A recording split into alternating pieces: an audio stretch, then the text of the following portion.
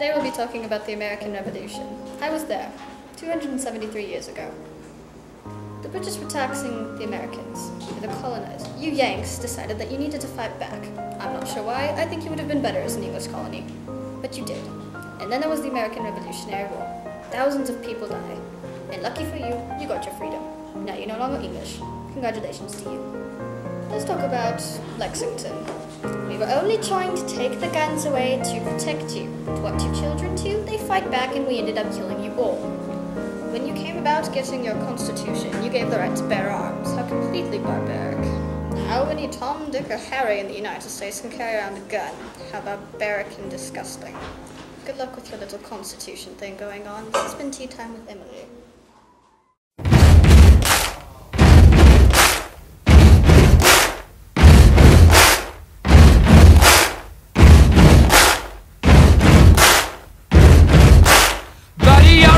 Make a big noise playing in the street. Gonna be a big man someday. You got mud on your face, you big disgrace. Kicking your can all over the place, singing, we will rock you. We will rock you. Buddy, you're a young man, hard man, shouting in the street. Gonna take on the world someday. The leaky vessel, the Mayflower, left England with 101 passengers bound for America. These pilgrims, also called separatists, left England because they wanted to follow their own religion, not the Anglican religion of England, because they were different. They were persecuted and wanted to go to a land where they could practice their own religion. This sea voyage was very difficult, not at all like going to Hawaii on a cruise ship like people do today. The pilgrims were seed planters of the basic rights and concept found within the United States Constitution when they signed the Mayflower Compact. Within this short document, basic rights of equality and fair treatment for everyone is spelled out and would become the basis for the first three words of the Constitution, we the people. Well, I sure am glad to be out of England. They were calling me all kinds of names. Like what, Brother William? Like, Sisyphus separatist. Oh, William, that's not being persecuted. Once my neighbor, Slim Sam the separatist, once had his toenails pulled out because he didn't go to the Anglican church. That's terrible. That's terrible. You got away lucky just being called the sissy separatist boy. But being called names still hurts. Howdy, old friends. Before we land, we gotta sign the Mayflower Compact. It's the Mayflower Compact. What's it say? It's the Mayflower Compact, and it states that when we land, no one will be treated differently because they have more money, or more clothes, or because they are a cheerleader. That everyone will have rights, and the law will be for everyone. Let's sign right now. It'll be great for everybody.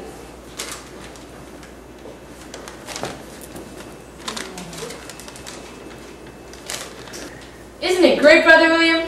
Whoa! Hand overboard! There's a killer shark! Swim! And fast! Ah!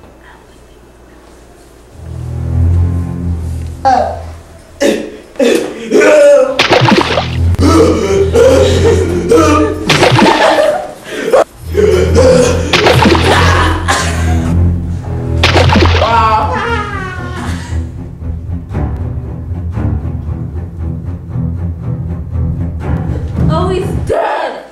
I loved him. That's okay. He signed the Mayflower Compact. Yeah!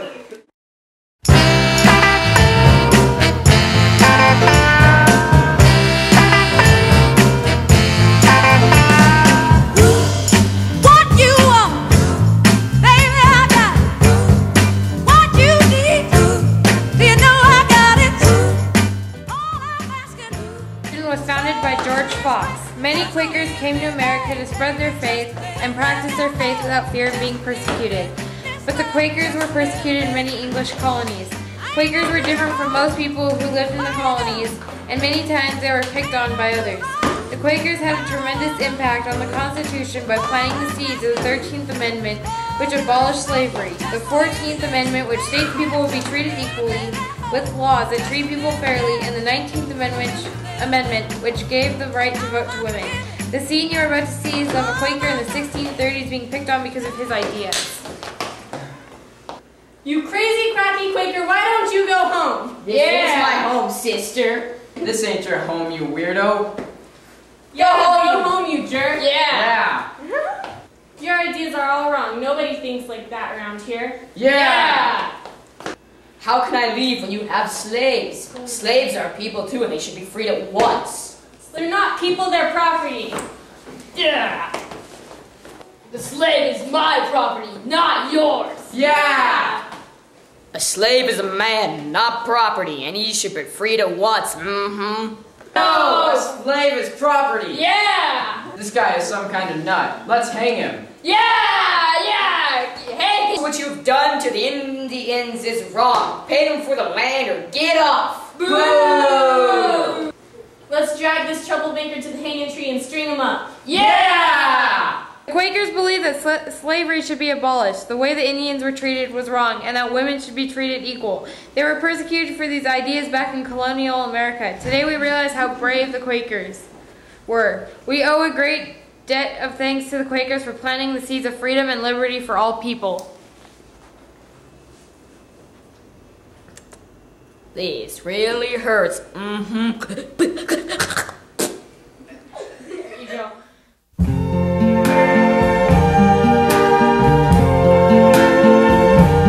I see trees of green,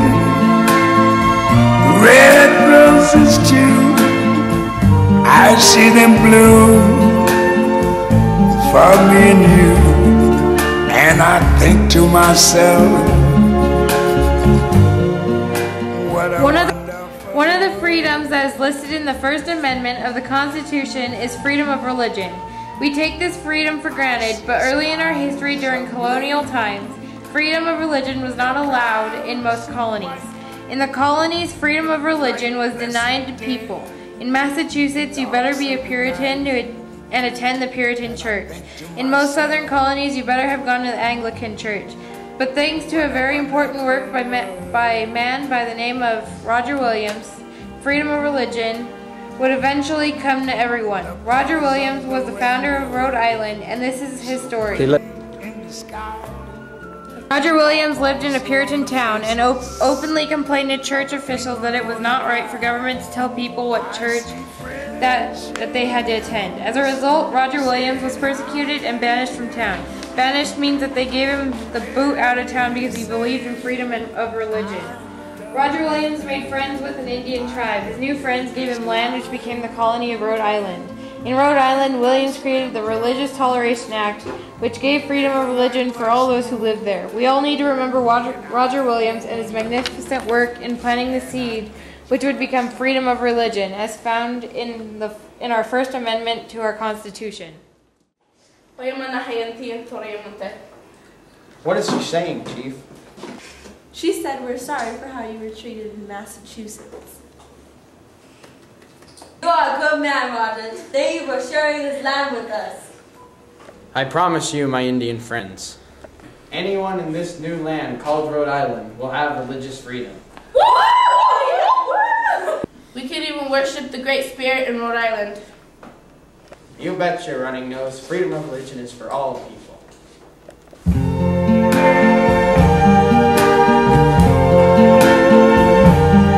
I see trees of green, red roses too.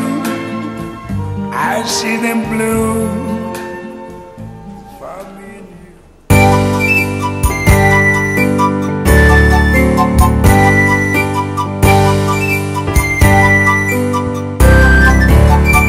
The relationship between England and her 13 colonies was good. England supported, protected, and traded with the colonies. The 13 colonies enjoyed being part of the powerful English Empire, but in 1763, all those fuzzy good feelings changed dramatically. In 1863, the French and Indian War ended, and England turned to the colonies to pay off their enormous war debt. England enforced the old Navigation Acts, which stated that the colonies could only trade with England. England also raised taxes, looked away many rights, and treated the 13 colonies like children. One day in March of 1770, the bitter feelings between England and the colonists exploded on the streets of Boston. As a result of this single event, Americans would develop a strong belief that people have a right to assembly peacefully. These sentiments would become one of the freedoms found in the First Amendment.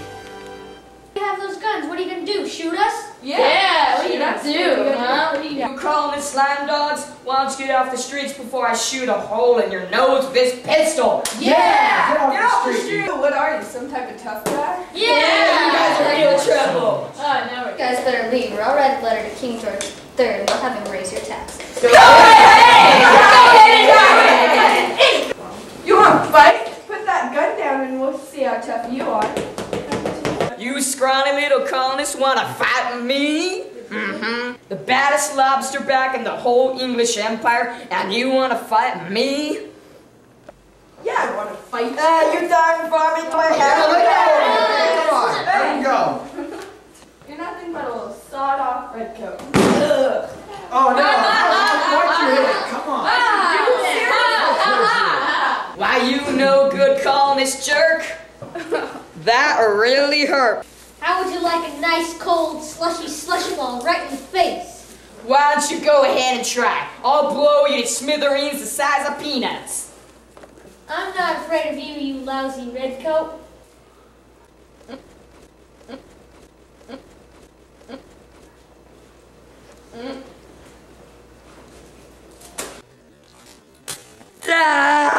This not a slush ball. It's all the way down in my pants. Shoot us, sir. Why, you no good lousy. No. You killed him, sir.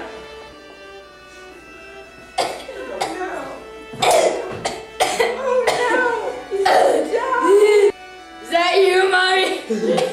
It's getting dark. Oh no, you can't die. I was gonna go to prom with you. Did you see prom? You should have told me that before I got shot. Die, don't die. I wish I could. Goodbye. Cruel. He's dead. Dad, who's gonna take me to prom? I will.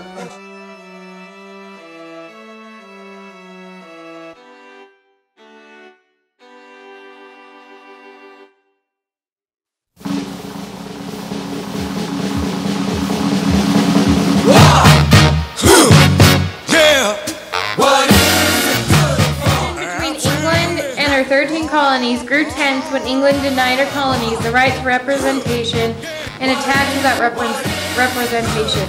The colonists knew that one day they would have to stand up and fight against the tyranny of England and begin string guns and ammunition and begin training for war. England found out about the guns and sent 800 redcoats to Concord to confiscate their guns. Because of this one event, we would form our basic belief that men and women have the right to bear arms, and this sentiment would become the Second Amendment to the Constitution.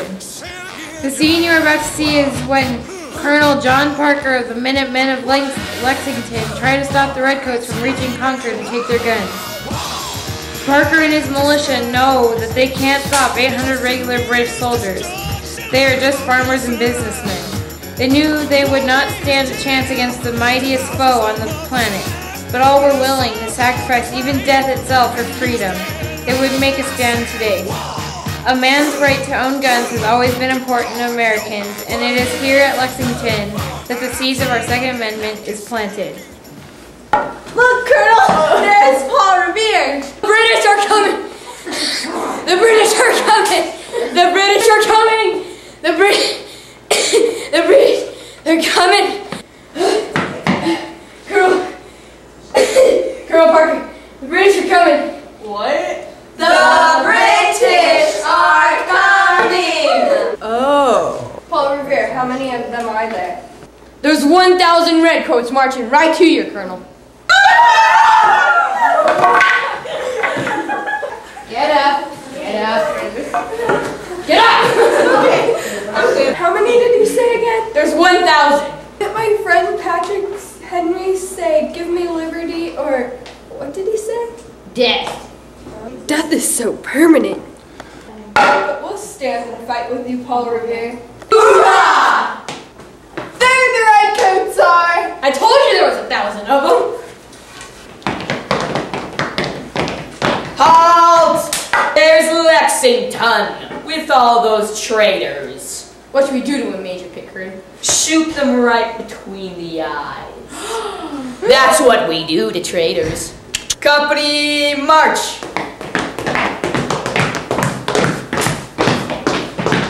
Here comes the redcoats.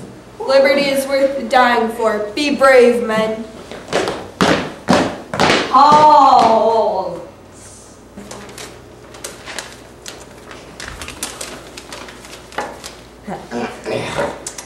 By orders of King George III and English Parliament, lay down your arms and disperse, or you'll be treated as traitors. Only trying to scare us, men. Stand your ground. This is the last time. Lay down your arms and disperse. Look, there's a $10 bill.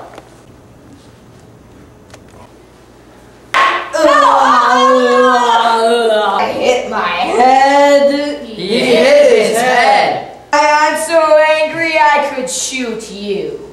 Go ahead and try. Make my day.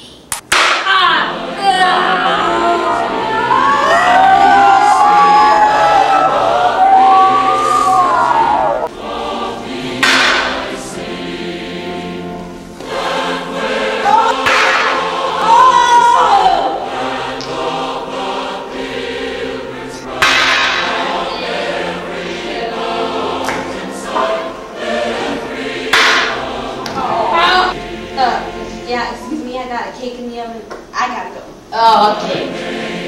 Let this be a lesson to all you patriot scum. Forward march. Thank you.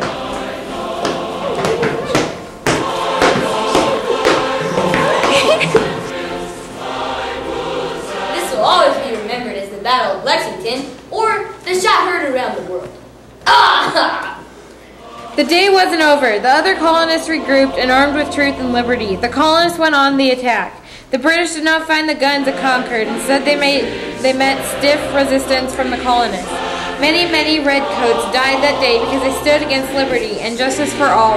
And from that point on, Americans have always been willing to sacrifice even life itself in defending a man's right to be free. We hope you have enjoyed yet another lousy history film by Cheapo Cheapo Productions on the causes of the American Revolution.